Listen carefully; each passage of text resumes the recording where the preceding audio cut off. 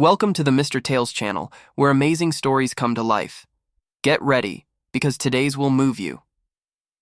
My parents always treated me badly, and I never knew why, until I accidentally discovered that I was adopted. The signs I didn't want to see. For as long as I can remember, there's always been something about my relationship with my parents that doesn't seem to fit. It wasn't something I could clearly explain as a child, but it was as if there was an invisible distance between us, a barrier I couldn't quite bridge.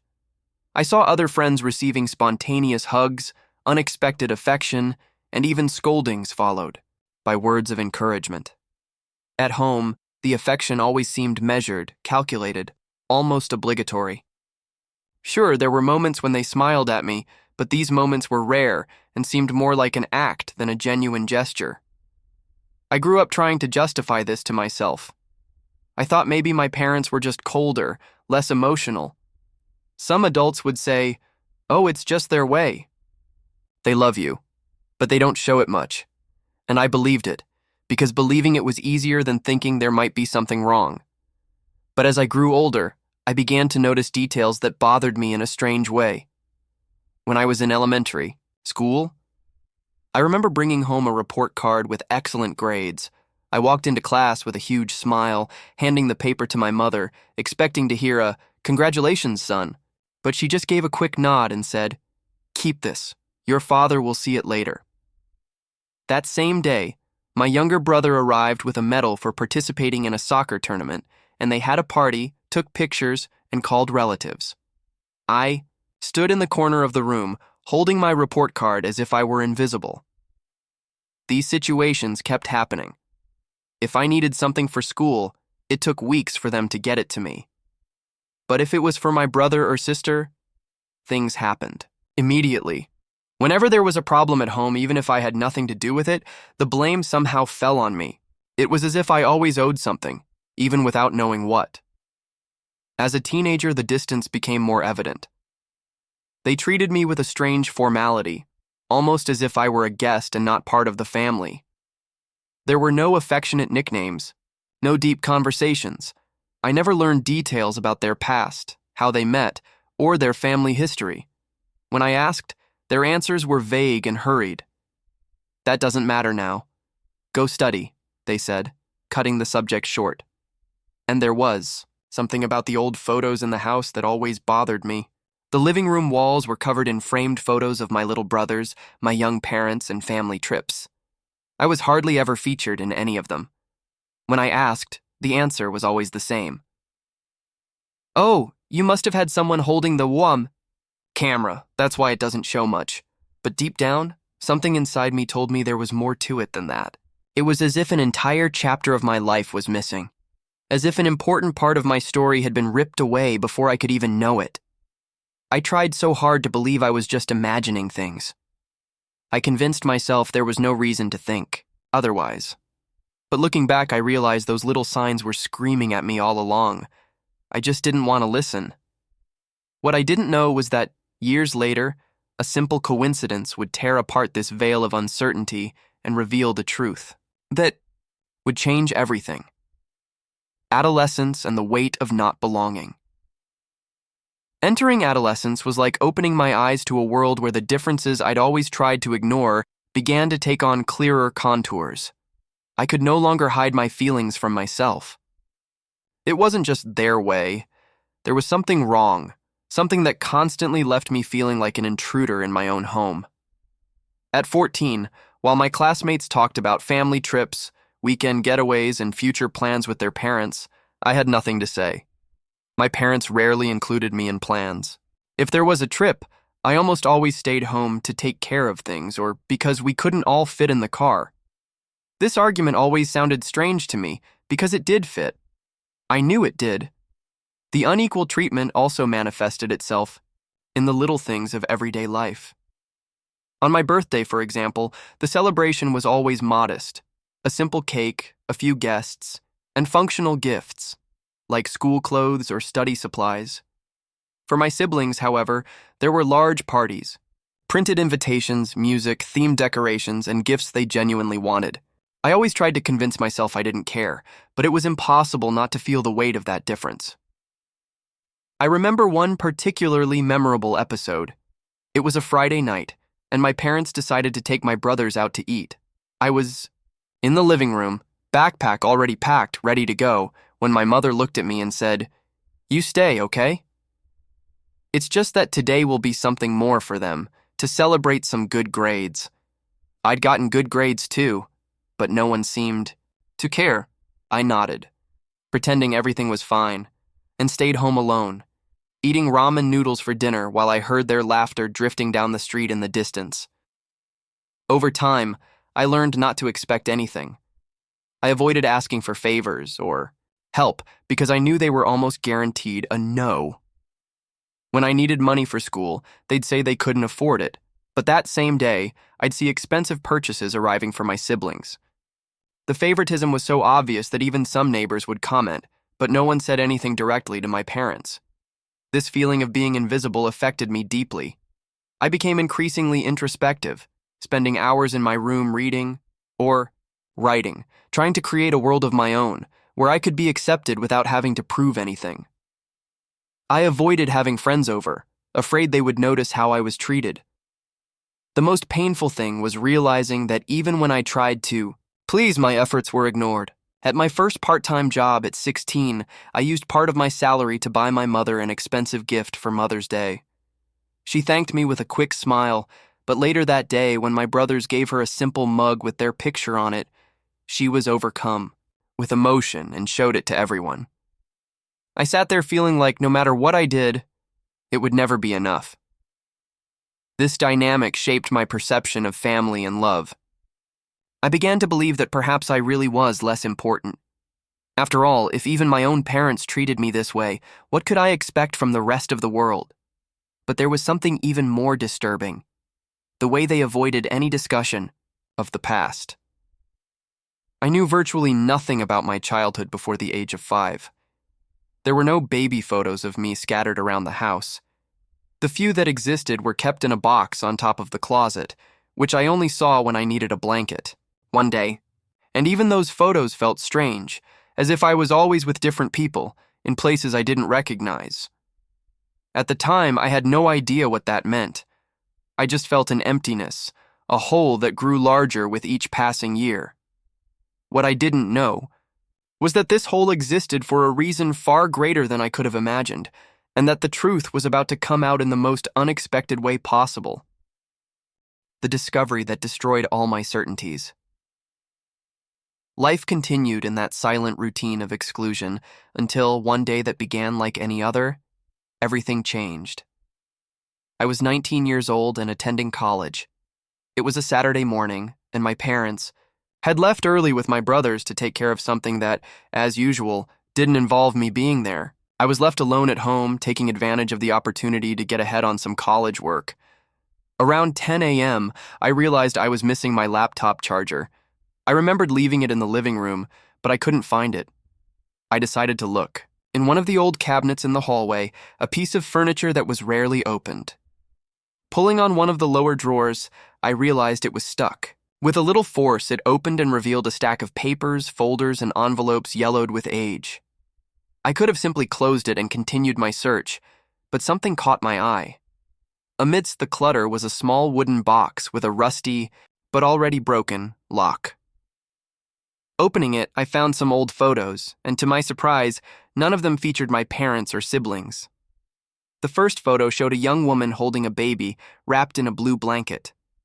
She had a sad smile, and her eyes, they were just like mine. My heart raced.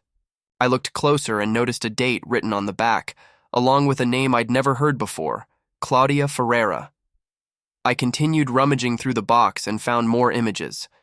The same baby at different times, always with different people. None of them were familiar. Beside the photos was a folder with documents. That's when my hands started to shake. The first piece of paper I pulled out was a birth certificate. My birth certificate. Only there was something different. In the filiation field, the names of my current parents weren't there. There were Claudia Ferreira and unknown father. I read and reread it dozens of times, hoping to find some error. But there was no error. Just below, a stamp indicated that the document had been replaced years later with new names, the names of the people I always called Mom and Dad. The air seemed to be short. I felt heat rise to my face, my hands sweating, my heart racing. I couldn't believe what I was seeing. I was adopted. I sat on the floor surrounded by those photos and papers trying to gather my thoughts. 1,000 questions came rushing to me. Why had they never told me? Who was that woman? Where was she now? And why had my parents always treated me differently? Was it because I wasn't biologically theirs? I continued exploring the box and found a handwritten letter, already yellowed, and the ink a little smudged. The writing was delicate but firm. Dear son, if you ever read this, I hope you understand that everything I did was for your own good. I couldn't raise you, but I never stopped loving you. Life took away my ability to be the mother you needed. I entrusted you to people who could give you what I couldn't. If they fail, forgive me. I never wanted you to suffer. With eternal love, Mommy. The tears fell before I even realized it. That woman, whom I'd never consciously seen, had thought of me, worried about me. And suddenly everything made sense. My parents' coldness, the lack of baby photos, the vague answers about my past. They never wanted me to know. I sat there for a long time, staring at each photo as if trying to absorb years of history that had been stolen from me. Part of me was in shock. Part of me wanted to run out and confront them right then and there. But I knew that once this conversation happened, nothing would ever be the same again. The confrontation that changed everything. My parents arrived late in the afternoon, carrying shopping bags and laughing about something my brothers had said, in the car. I was sitting in the living room, the wooden box on the table and all the documents organized beside it. I didn't try to hide anything. I wanted them to see immediately that I knew. As soon as my mother walked in, she stopped in mid-step. Her smile disappeared. My father, who was right behind her, frowned and glanced quickly from the cash register to me. "Where did you find this?" was the first thing he said, his tone more accusatory than concerned. "In the hall closet," I replied, trying to keep my voice steady. "Do you have anything to tell me?" My brothers, uncomprehending, stood there looking from one to the other. My mother gestured for them to go upstairs. As soon as the upstairs door closed, she pulled up a chair and sat across from me. "This isn't how we wanted you to find out," she began, avoiding eye contact. "So you admitted it," I said, my heart racing. "I'm adopted." My father sighed, ran his hand over his face, and sat down as well. "Yes, you are." There was a heavy silence, as if every second was an extra weight on my shoulders. "Why didn't you ever tell me?" I asked, my voice cracking a little. My mother finally looked at me and said, "Because we thought it was best. We wanted you to grow up feeling like you were part of the family, not different." "Part of the family?" I laughed, but it was a bitter laugh. "You treated me like family? I spent years feeling like I didn't belong. Years of being left out like I was a burden. You didn't protect me from that feeling. You created it." My father tried to intervene. "It's not that simple." "No," I interrupted. "Then explain to me why, since I was little, I was never a priority. Why there were never any pictures of me in the house. Why I was left out of trips. Why my birthdays were a formality while my brothers had parties. Tell me this has nothing to do with the fact that I'm not your blood child." My mother started crying. We didn't know how to deal with it. At first it was hard. We thought it would be the same over time, but it never was," I added, feeling a tightness in my chest. "And you never tried to make it so." My father remained silent, staring at the table. His lack of reaction hurt almost as much as my mother's words. It was as if he didn't even have the energy to deny it. "Who is she?" I asked, pointing to the photo of the woman holding the baby. "Who is Claudia Ferreira?" My mother wiped away her tears and said in a whisper, "Your birth mother. She couldn't take care of you." "Why?" I pressed. She shook her head. "That's something only she can tell you." My father finally spoke. "And you won't look for her." "You won't stop me," I replied immediately. "You've kept my story from me for long enough." The tension in the room was suffocating. I felt like, with each word, a piece of what connected us was breaking. It wasn't just my parents standing before me anymore. These were two people who, throughout my life, had decided what I could and couldn't know about myself. I got up from my chair, grabbed the box, and said, "I don't know if I'll ever forgive you, but from now on, I'm going to seek the truth. With or without your help." I went upstairs to my room without looking back. My breathing was rapid, my hands were shaking.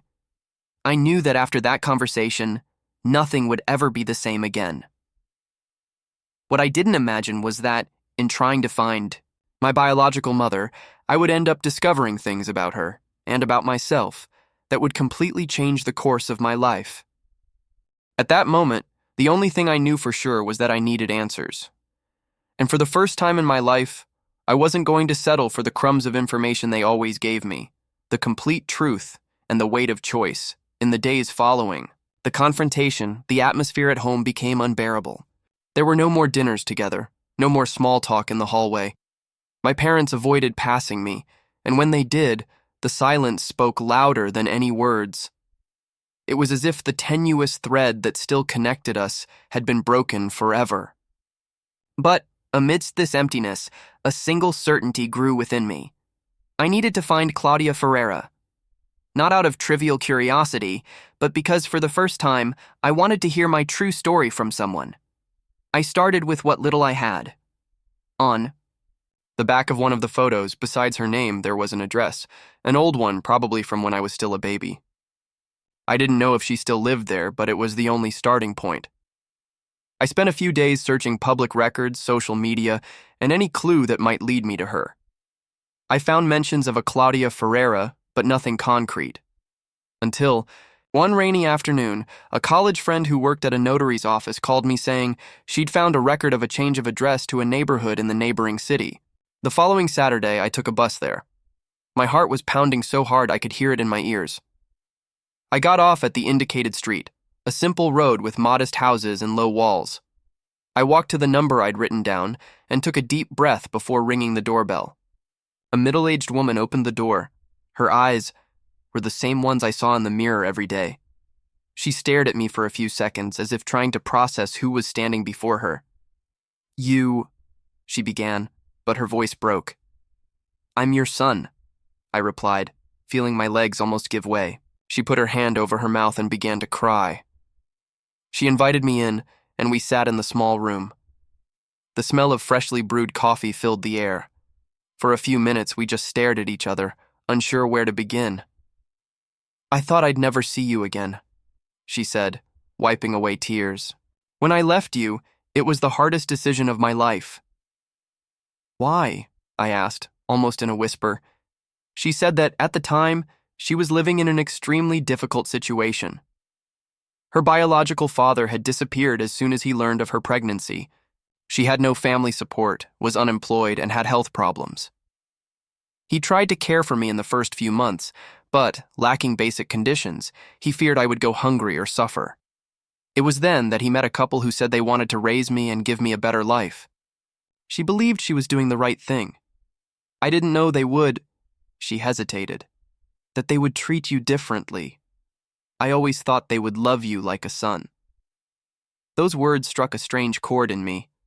Part of me wanted to be angry that she had sold me out. Another part felt compassion, because I realized she had indeed made an impossible choice. We talked for hours. She showed me photos of me as a baby, letters she never sent, memories she'd kept secret. She said she'd reached out to me a few times, but my adoptive parents never allowed contact. As I left her house, I felt a whirlwind of emotions. I finally had answers, but they didn't erase the years of pain. Now I knew my story wasn't one of pure rejection, but of difficult decisions, marked by cruel circumstances. Over the next few days, my adoptive parents attempted a few conversations. My mother said she wanted to fix things. My father remained distant but less hostile. I, for my part, no longer felt the same need for confrontation. I understood that, although they had failed in many ways, they had also given me something my biological mother couldn't at that time: material stability. But that doesn't erase the emotional responsibility they ignored. Today, I live my life outside the house where I grew up. I keep in touch with Claudia, and little by little, we're building something new. My relationship with my adoptive parents is cordial, but not close. I learned that family is more than blood and more than adoption. Family is presence, care, and respect, and above all, it's truth. Because when the truth is hidden, it doesn't cease to exist. It just waits, patiently, until the day it all comes to light, forever changing who you are. What about you? What did you think of this story? Share your opinion in the comments and see you next time.